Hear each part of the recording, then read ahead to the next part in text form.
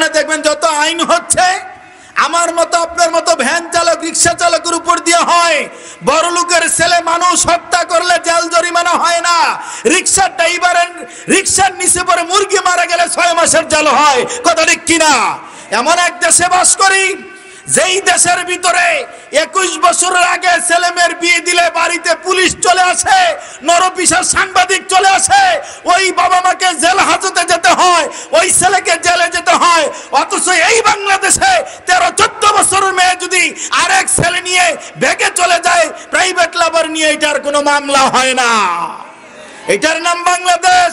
যেই বাংলাদেশ মুসলিম কান্ট্রি দেশ, নিজেকে মুসলিম দাবি করার পরও বাংলার মুসলমান বুক ফুলিয়ে কথা বলতে পারে না। তথাকথিত ইসলাম বিরোধী শক্তি মুসলমানের সন্তানকে হত্যা করছে, 4 বছরের মেয়েকে ধর্ষণ করছে, 13 বছরের মেয়েকে ধর্ষণ করছে, তারপরে তাদের বিরুদ্ধে কথা বলা যায় না। এমন এক বাংলাদেশে বাস করি, এমন এক মুসলিম দাবি করি। ঠিক সেই মুসলিম কেন আমি ডিসির কাছে আবেদন নিয়ে যাব? ডিসিও তো মুসলিম। কেন আমি এসপির কাছে আবেদন নিয়ে যাব? এসপিও তো মুসলিম। তাহলে বোঝা যাচ্ছে ওইটা মুসলিম নয়, মুনাফিক মার্কা মুসলিম। তার অনুভূতি জাগে না, বিচারপতির অনুভূতি জাগে না, ম্যাজিস্ট্রেটের অনুভূতি জাগে না, এসপি ডিসির অনুভূতি জাগে না। বোঝা যাচ্ছে এটা হলো নামকা হস্তে মুসলিম, পাসপোর্টে মুসলিম, ভোটার লিস্টে মুসলিম, আপনার প্রকৃত মুসলিম হতে পারেনি। আল্লাহর ভয় থাকলে সে নিজে থেকে কথা বলবে। এমন এক পরিবেশ পরিস্থিতিতে আমরা আছি, অবাক হয়ে যাবেন। আপনার ছেলে যদি এখন বলে যে আমি 4টা গরু কিনে দেন, গরু লালন পালন করব, তখন পাশের বন্ধু বলছে আরে এই ছেলে তো খেত, এই ছেলে গরু পালে, এই ছেলের কাছে তো মেয়ে বিয়ে দেওয়া যাবে না। কিন্তু পাশের বাড়ির আরেকজনে 4টা কুত্তা ফালে। কি ফালে? কথা বলেন, কি ফালে?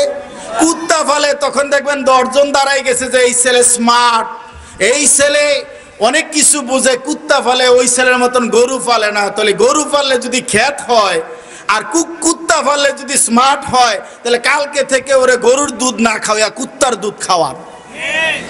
কথা বোঝেন নাই আমার? তাও আবার কি, গ্রামের ছেলে যদি কুত্তা ফালে এটার নাম কুত্তা, আর শহরের ছেলে কুত্তা ফালে এটার নাম কুত্তা না, এটার নাম টমি হয়ে যায়। টমি টমি। এখন কি এক সুন্নত পালন করা শুরু করছে, মেয়েরা পর্যন্ত দেখবেন বিড়ালের বাচ্চা কোলে লইয়া হাঁটে। আকাশের নিচে জমিনের উপরে এমন হাদিস, আল্লাহ নবী বলেছে যে বিড়াল পালা সুন্নাত, এমন কোন হাদিস নাই।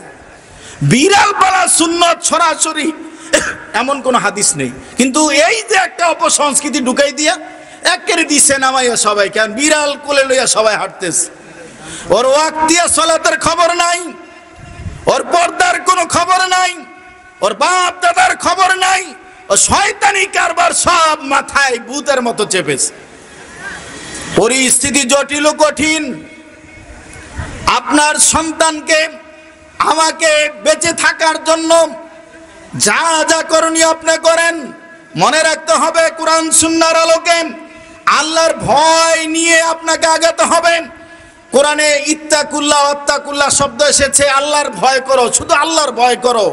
আল্লাহর ভয় কি এই যে যখন আপনি ব্যবসা করেন তখন ওজনে কম দেন, আবার টুপি মাথায় পাঞ্জাবি ঠিক আছে, এটার নাম তো আল্লাহর ভয় নয়। মসজিদের সভাপতি রিপন ভাই অথবা আমাদের বাদল হাজি সাহেব যদি 5 জনের মোড়ে গোস্তের দোকানে গোস্ত কিনতে যায়, তখন দেখবেন যে 1 কেজি দিয়ে আবার একটু দেয় না। এটার কি বলেন আপনারা? হ্যাঁ, এক্সট্রা বা ফাও দেয় না। 1 কেজি গরুর গোস্ত 1000 গ্রাম হওয়ার কথা, বাড়িতে মাপেন, ওজন করার পরে দেখবেন ওই ফাও সহকারে 900 গ্রামের উপরে হয় না। তো ফাও গেল কই? ফাও কোথায় গেল? এটার নাম আল্লাহ পাকের ভয়। বাবা আল্লাহর ভয় করে না। বাবা যদি আল্লাহকে ভয় করতাম তাইলে 5টা মেয়ের পরে একটা ছেলে হয়েছে, মেয়েদের ওয়ারিশ সম্পদ বঞ্চিত করে ছেলের নামে লিপিবদ্ধ করত না। পৃথিবীর ভাইজান, পৃথিবীর জমিন উলটপালট হয়ে যাবে, হয়ে যেতে পারে, কিন্তু এই পাক্কা হাজি সাহেব 50 বার হজ করার পরও আল্লাহর বিধানের লঙ্ঘন যে করেছে, ওয়ারিস সম্পত্তি যে হক নষ্ট করেছে, ওই ব্যক্তি জান্নাতে যাওয়া সম্ভব হবে না। কারণ আল্লাহর বিধান লঙ্ঘন করেছে। সে তো মনে করে যে আমি কিছু করি নাই, অথচ আল্লাহ বিধান দিয়ে রেখেছে ছেলে কি পাবে, মেয়ে কি পাবে। তার হক নষ্ট করার কারণে জান্নাতে যাওয়ার তার সুযোগ হবে না। সেও তো বলছে আমি আল্লাহকে ভয় করি। ভাইয়ের হক নষ্ট করেছে এমন ব্যক্তি আছে, হারাম খেয়ে খেয়ে শরীরটা মোটা তাজা করেছে। আল্লাহর নবী বলেছেন, লা ইয়াদখুলুল জান্নাতা জাসাদুন গুজিয়া বিল হারাম, যার দেহটা হারাম মাল দ্বারা গঠিত জান্নাতে যাবে না। কোথায় যাবে না? কথা বলে না, জান্নাতে যাবে না। তাহলে এমন মানুষ যে সুদের টাকার বিরিয়ানি খাইয়া, ঘুষের টাকার জায়নামাজ লইয়া, প্রতারণার টাকার আতর লাগাইয়া মসজিদে আল্লাহু আকবার একের প্রথম সারিতে দাঁড়াই গেছে, আছে না? আপনাদের নরসিংদীতে হয়তো নাই, আছে। দেখতে তো মনে হয় জান্নাতি, একেবারে জান্নাতে, খালি জান্নাতে ঢুকে যাবো, যায় না কেন? মরে নাই, ঢুকে যাবো। কিন্তু হিসাব নিয়ে দেখেন, হয় ভাইয়ের সম্পত্তি নষ্ট করেছে, না হয় ফুফুদের সম্পত্তি নষ্ট করেছে, বোনদের সম্পদ নষ্ট করেছে, আর না হয় স্ত্রীর হক নষ্ট করেছে। আপনি অবাক হয়ে যাবেন। বুখারী মুসলিমের হাদিস খুলেন, আল্লাহর নবীর সাহাবী আব্দুল্লাহ ইবনে আমর, আব্দুল্লাহ বিয়ে করালেন সম্ভ্রান্ত পরিবারের মেয়ে। বিয়ে করানোর পরে আমর ইবনে আস কেমন সাহাবী, ওমরের সময়ের সেই গভর্নর মিশরের। আশ্চর্য হয়ে যাবেন, আব্দুল্লাহকে বিয়ে শাদী করানোর পরে বাবা আসে আর যায়, খোঁজ খবর নেয়। আপনারা তো খোঁজ নেন, বৌমা সোফা সেটে বসেয়া কয়, এই যে সোফায় বসছো না, আমরা কারোর বাড়ির যৌতুক চাই না, এটা তোমার বড় বাবি নিয়ে আইছে। কি বুঝলেন? কি বুঝলেন? এগুলো আমরা চাইনি, তোমার বড় ভাইকে জন বিয়ে করাইছে, ওরা টাক ভর্তি করে পাঠাই দিছে। আরে বাদল হাজি সাহেব বড় লোক মানুষ দিব না, আমার মতন গরিব মানুষ কি করবে? এটা বলার দরকার নাই, মানে ইশারা দিয়ে বুঝাই দিল। পৃথিবীর ভাইজান শরম, আব্দুল্লাহ ইবনে আমর রাদিয়াল্লাহু তাআলা আনহুমা ছেলেকে সম্ভ্রান্ত পরিবারে বিয়ে করাইয়া একদিন ঘরে গেলেন, 2 দিন গেলেন, গিয়ে বৌমাকে বলছে, বৌমা তোমাদের সংসার কেমন চলে, তোমার স্বামী কেমন কেমন চলে সংসার? স্ত্রী বৌমা ডাক দিছে, বাবা আমাদের সংসার খুব ভালো, আমার স্বামীর চাইতে ভালো মানুষ আকাশের নিচে জমিনের উপরে আর কেউ নাই। কিভাবে বৌমা তো তাড়াতাড়ি তুমি সার্টিফাই করলে? বলছে, বাবা আজ এতদিন হয়ে গেল সংসার করছি, আপনার ছেলে না আসে বাড়িতে, না দিনের বেলায় না রাত্রি বেলায় আমার বিছানায় ও আসে না। তিনি দিনের বেলায় সিয়াম পালন করেন, রাত্রি বেলায় তাহাজ্জুদে দাঁড়াইয়া তিনি কোরআন খতম করা নিয়ে ব্যস্ত আছেন। এত ইবাদত বন্দিগি করে এমন ভালো মানুষ এর চাইতে আর ভালো মানুষ হতে পারে না। কথা কি বুঝলেন? স্ত্রী বলছে কি ভালো মানুষ, কিন্তু আমর ইবনে আস কত বিচক্ষণ সাহাবী, যা বুঝার বুঝে ফেলেছে। হাঁটি হাঁটি পা পা করে বিশ্বনবীর দরবারে চলে গেলেন। বিশ্বনবীর দরবারে গিয়ে বলছি, ইয়া রাসূলুল্লাহ আপনার সাহাবী আব্দুল্লাহ, আমার বেটা আব্দুল্লাহকে বিয়ে করাইলাম, বিয়ে করাইছে আলহামদুলিল্লাহ ভালো, সমস্যা একখান হয়ে গেছে। কি সমস্যা? ইয়া রাসূলুল্লাহ সে দিনের বেলায় সিয়াম রাখে, রাত্রিবেলায় তাহাজ্জুদে দাঁড়ায় কোরআন খতম করে প্রতি রাত্রিতে একবার স্ত্রীর কাছে যায় না। আল্লাহু আকবার, কেমন মানের আল্লাহ পাকের ভয়ওয়ালা মুসলিম। আল্লাহর নবী বলছে, ঠিক আছে তারা ডেকে পাঠাও, আমি কথা বলবো নি। বাবা চলে গেলেন। দেখুন কেমন বাবা, আর আমরা কেমন বাবা, খাট পালং টিভি শোকেস কেমনে আনতে হবে এই ফর্মুলা খুঁজি। কথা বোঝেন না? ওই চিন্তা দ্বারা হাঁটি। বিশ্বনবী রাহমাতুল লিল আলামিন আব্দুল্লাহকে ডেকে বললেন, আব্দুল্লাহ তুমি বিয়ে করেছো? জি হ্যাঁ। তুমি কি সিয়াম পালন করো? জি হ্যাঁ ইয়া রাসূলুল্লাহ আমি সিয়াম পালন করি। কেমন সিয়াম পালন করো? ইয়া রাসূলুল্লাহ আমি প্রতিদিন সিয়াম পালন করি।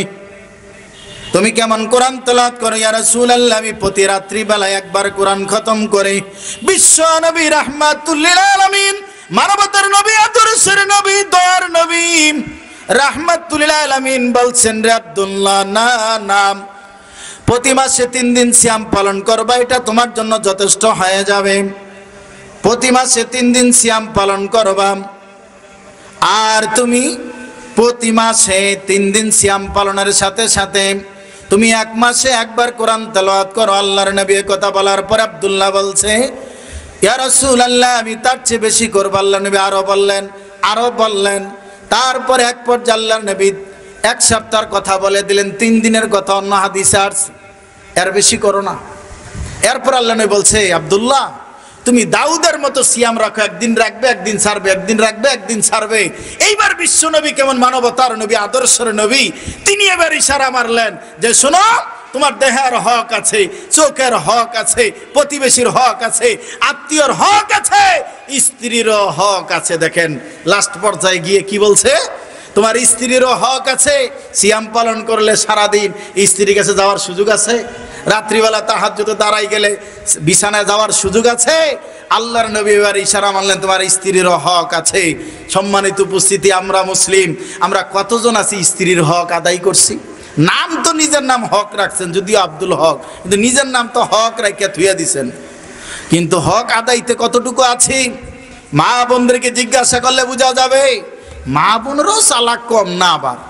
কারণ নিজের স্বামীকে একবার সালাম দিবে, মুসাফা করবে, আপত্তি লাগে, কিন্তু বেয়াই বাড়িতে বেড়াইতে আসলে 3 বার সালাম দিয়া একেবারে একাকার করে ফেলতে রাজি আছে। আছে না এমন? ইন্নালিল্লাহ। মাঝে মধ্যে বলে কোলাকুলিও করতে চায়। পরিস্থিতি এমনই, দেখেন নাই আসসালামু আলাইকুম বেয়াই সাহেব গান গাইছে না কয়দিন?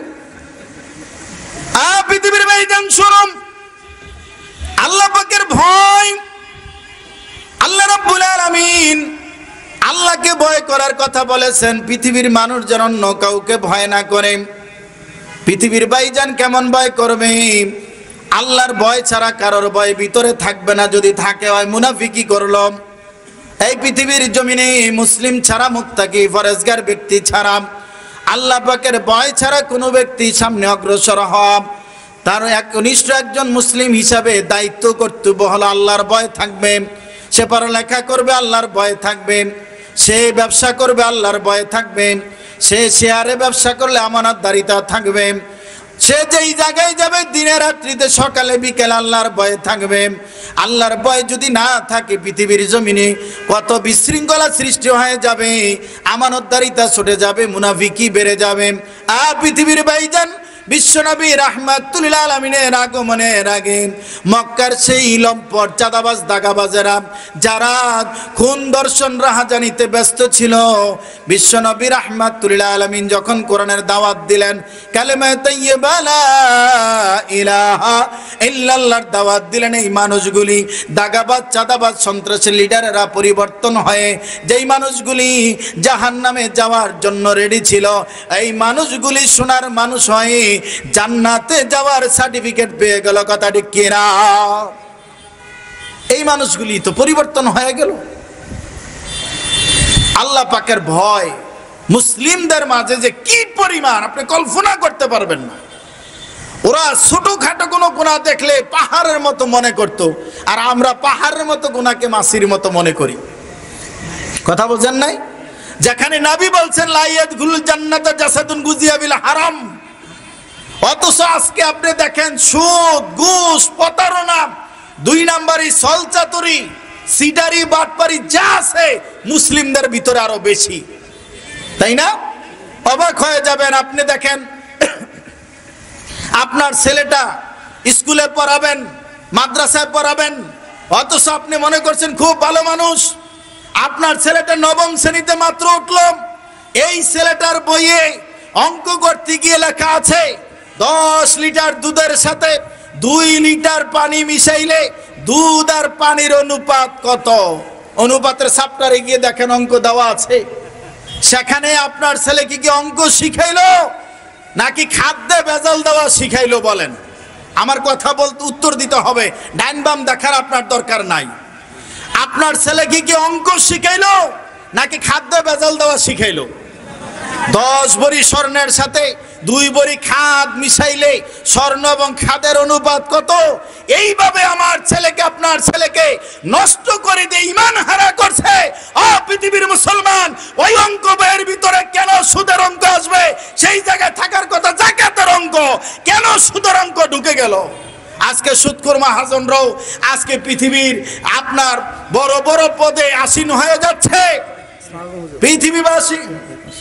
পৃথিবীবাসী মনে রাখতে হবে, পৃথিবীবাসী মনে রাখতে হবে, সুদ হারাম হয়েছে, আপনার আমার জন্য হালাল হবে না।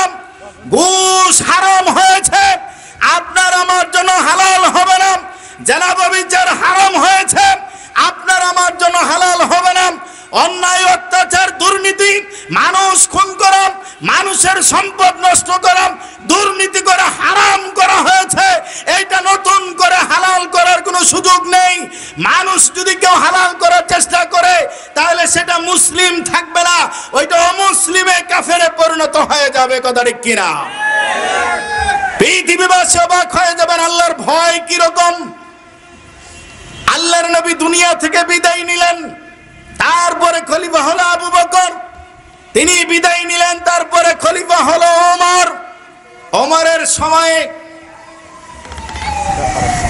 আপনার হিমস নগরীর গভর্নরের পদ খালি, যেটা বাংলাদেশের প্রধান পদ, প্রেসিডেন্ট বলেন আর যেইটাই বলেন, এমন একটা রাষ্ট্রের গভর্নরের পদ খালি হয়ে গেল। ওমরের কাছে চিঠি লিখলেন ওমরে ফারুক রাদিয়াল্লাহু তাআলা আনহু। তিনি চিন্তা করলেন কাকে এই পদ দেওয়া যায়। আজকে পৃথিবীর বুকে মুসলিম নামদারি নিজেকে পোস্টার করে, মাইকিং করে, ব্যানার করে, ফেস্টুন করে, লক্ষ কোটি টাকা খরচ করে জাহির করে আমাকে ওই পদে দাও, আমাকে জনগণের 12:30 বাজাইবার সুযোগ দাও। মানুষও পাগল হয়ে দিচ্ছে। আল্লাহ নবী বলছে যে পদ চায় তাকে পদ দেওয়া হবে না। অথচ মুসলিম দাবিদার 2 দিনের 1 সেকেন্ডের গ্যারান্টি নাই, 1 সেকেন্ডের গ্যারান্টি নাই। ভঙ্গ হবে তোমার রং তামাশা, এই সেকেন্ডের ভিতরে তোমার সব কিছু লুটপালট হয়ে যাবে। খলিফাতুল মুসলিমিন আমিরুল মুমিনিন সাহাবীদের মাঝে কে কোথায় আছে খোঁজ নিলেন। সাঈদ ইবনে আমির আল জুমাহি, নবীর লক্ষাধিক সাহাবীর সবচাইতে দারিদ্র সাহাবী, গরিব সাহাবী সাঈদ ইবনে আমির আল জুমাহি, তাকে ডেকে পাঠাইলেন। থরথর করে কাঁপছে, ওমরের সামনে দাঁড়াবে এমন সাহসকার। বলছেন খলিফাতুল মুসলিমিন আমিরুল মুমিনিন কেন ডেকে পাঠিয়েছেন? কি অন্যায় করেছি, কি অপরাধ করেছি? আমি কারোর প্রতি জুলুম করি নাই, অন্যায় করি নাই। খলিফাতুল মুসলিমিন আমিরুল মুমিনিন ওমর ডাক দিয়ে বলছেন, সাহাবী সাঈদ ইবনে আমির আল জুমাহি, কোন অন্যায় করো নাই, অপরাধ করো নাই, বিচারের সম্মুখীনের জন্য নয়। খলিফাতুল মুসলিমিন আমিরুল মুমিনিন কেন তাইলে ডেকেছেন? সাঈদ, তোমাকে গভর্নর হিসেবে নিযুক্ত করলাম, হিমস নগরীর গভর্নর। হাত জোর করে বলছে খলিফাতুল মুসলিমিন আমিরুল মুমিনিন, ক্ষমা চাই, আমাকে এই পদে আসীন করবেন না, আমাকে এই পদে দিবেন না। দুনিয়ার ফিতনায় পড়তে চাই না, দুনিয়ার ফিতনায় পড়তে চাই না, পরকালের চিন্তায় আছি। খলিফাতুল মুসলিমিন আমিরুল মুমিনিন বললেন, দায়িত্ব দিয়েছি, দায়িত্ব পালন করতে হবে। দায়িত্ব নিয়ে চলে গেলেন। অবাক হয়ে যাবেন আল্লাহর ভয় কি জিনিস। সাঈদ ইবনে আমির আল জুমাহি গভর্নরের দায়িত্ব পেয়ে দিন যায় রাত্রি যায় দায়িত্ব পালন করছেন। একদিন ওমরে ফারুক রাদিয়াল্লাহু তাআলা আনহু, লম্বা ঘটনা সংক্ষেপে বলছি, তিনি হিমস নগরীর অবস্থা দেখার জন্য আসলেন, জনগণকে নিয়ে বসলেন, জিজ্ঞাসা করলেন তোমাদের আমিরের অবস্থা কেমন, কি হয়েছে বলো। অবাক হয়ে যাবেন। গভর্নরের বিরুদ্ধে কথা বলবে, আমরা কি নেতার বিরুদ্ধে কথা বলতে পারি? কাউকে স্টেজে, কাউকে মসজিদে, কাউকে অ্যাঙ্গেলে, না হলে কাউকে প্যান্ডেলে, তাই না? আমার প্রিন্সিপাল সাহেব খাতা কলম টানছে, তার মানে বোঝা গেল টিকিট আসতেছে, লাগবে না, ইশারায় বোঝা যাচ্ছে। পৃথিবীবাসী শরম, দুনিয়ার জমিনে যদি আল্লাহ পাকের ভয় ছাড়া দুনিয়ার কোন মানুষের ভয় করা হয়, মাটির উপরে থাকার চাইতে মাটির নিচে চলে যাওয়া ভালো হয়ে যাবে। পৃথিবীর মানুষ কেন দুনিয়া নিয়ে লেগে পড়ল? একটা চর্বিওয়ালা নেকড়া কুকুর মুখে দিয়ে চিবাইয়া গোস্ত মনে করে চিবাইতে চিবাইতে ফেলে দেয়, আবার চলে যায়, আবার চর্বির গ্রানে আবার ফিরে চাবায়। এর চাইতে নিকৃষ্ট দুনিয়া আল্লাহর নবী বলেছেন, সঙ্গী সাথীরা, পৃথিবীর জমিনের আকাশ এবং জমিন যা কিছু আছে সবগুলির মূল্য যদি একটা মাছির বা মশার ডানা পরিমাণ হতো, পৃথিবীর জমিনে একটা কাফেরকে আল্লাহ এক চুমুক পানি পান করাইতেন না। খলিফাতুল মুসলিমিন আমিরুল মুমিনিন মানুষদেরকে বললেন, তোমাদের নেতা অবস্থা কেমন, নেতা কেমন দায়িত্ব পালন করে বলে দাও। একজন যুবক দাঁড়াইয়া বলছে, খলিফাতুল মুসলিমিন আমিরুল মুমিনিন তিনি 10টায় অফিস করার কথা, 10টায় আসে না, 10:30টায় আসে, 11টায় আসে। তিনি যথাসময় আসলে আমাদের অনেক উপকার হতো। বিশ্বনবীর সাহাবী আদর্শ খলিফা 4 জনের একজন খলিফাতুল মুসলিমিন আমিরুল মুমিনিন ওমর ফারুক ডাক দিয়া বলছে, রে সাইদ, গভর্নর ইমসনগরের সাইদ ইবনে আমির আল জুমাহি, তুমি তো একজন দায়িত্বশীল, তুমি কেন দায়িত্ব অবহেলা করো? কারণ দর্শাও, কারণ দর্শাও। চোখের পানি ছেড়ে দিয়ে সাইদ ইবনে আমির আল জুমাহি খলিফাতুল মুসলিমিন আমিরুল মুমিনকে বলছে, রে উমর, উমর, যেই দিন আমাকে গভর্নর বানাইয়া হিমসনগরীতে পাঠাইলাম, এরপরে আমার স্ত্রী অসুস্থ হয়ে যায়, আমার বাসায় কোনো কাজের লোক নাই, খাদেম নাই, গোলাম নাই, কোনো পিএস নাই, কাজের লোক নাই। রে ওমর, আমি জাতা নিয়ে গমগুলো পিষে আটা বানাই, আটাগুলো একত্রিত করে খামির বানাইয়া, তারপরে রুটি বানাইয়া, রুটি সেকে হালুয়া বানাইয়া আমার অসুস্থ স্ত্রীকে খাওয়াইয়া আস্তে আস্তে অফিসে আমার দেরি হয়ে যায়। কথা বুঝেন? কয়দিন স্ত্রী অসুস্থ হওয়ার পরে সেবা করছেন বলেন তো? বলতে পারবেন? এমন অনেকে আছি বলছি যে আল্লাহ কি কোন হুজুর দোয়া তো করছি, দোয়া করছি দিয়ে কয় এই ওল্ড মডেল মইরা গেলে এখন নাকি পূর্বাচলে প্লট বাড়িয়ে দেওয়া হয়, নতুন আরেকটা বিয়ে করলে ওইটা পাবো। পৃথিবীর বাইজান অবাক হয়ে গেলাম। খলিফাতুল মুসলিমিন আমিরুল মুমিনিন ওমর যা বুঝার বুঝে গেলাম। ওমর ভাবছে, আল্লাহর ওলি, আল্লাহর ওলি কেমন মানুষ, দায়িত্বের পাশাপাশি স্ত্রীর খেদমত সারে নাই রে ভাইজান। যুবকেরা, আর কোন রিপোর্ট আছে কিনা? আর কোন রিপোর্ট ছেড়ে দেবো, শেষ করে দেবো? জি, আমার তো এটা খেয়াল আছে। পৃথিবীর ভাইজান শুনে যান, খলিফাতুল মুসলিমিন আমিরুল মুমিনিন ওমর বলছে, আর কোন অভিযোগ আছে কিনা? আর একজন দাঁড়াইয়া বলছে, একটা অভিযোগ আছে। কি অভিযোগ? কি অভিযোগ বলো, তাড়াতাড়ি বলো। কেন? আল্লাহর নবী বলছে, আলা কুল্লুকুম রাইন কুল্লুকুম মাসউলুন আন রায়াতি, প্রত্যেকটা মানুষ দায়িত্বশীল, প্রত্যেককে দায়িত্ব সম্পর্কে জিজ্ঞাসা করা হবে। কেন দায়িত্ব অবহেলা? বলছে তিনি মাগরিবের পরে অফিস করেন না, অফিস করেন না, পাওয়া যায় না। মাগরিবের পরে পাওয়া গেলে তো ভালো হতো। আপনার দিন নাই রাত্রি নাই, যেহেতু আপনি দায়িত্ব নিয়েছেন, আপনি জনগণের সেবা করবেন, দমক দিতে পারবেন না। আপনার দিন নাই রাত্রি নাই, খাওয়ার টেবিল নাই। পৃথিবীর ভাইজান শুনে রাখো, খলিফাতুল মুসলিমিন আমিরুল মুমিনিন ডাক দিয়ে সাইদ ইবনে আমির আল জুমাইকে বলছে, সন্ধ্যার পরে কেন পাওয়া যায় না? কারণ দর্শাও। চোখের পানি ছেড়ে দিয়ে সাহাবী সাইদ ইবনে আমির আল জুমাহি ডাক দিয়ে বলছে, ওমর, খলিফাতুল মুসলিমিন রে ওমর, যেই দিন তুমি আমাকে গভর্নর বানাইয়া, নেতা বানাইয়া আমাকে হিমসনগরীতে পাঠাইলা, আমার জীবন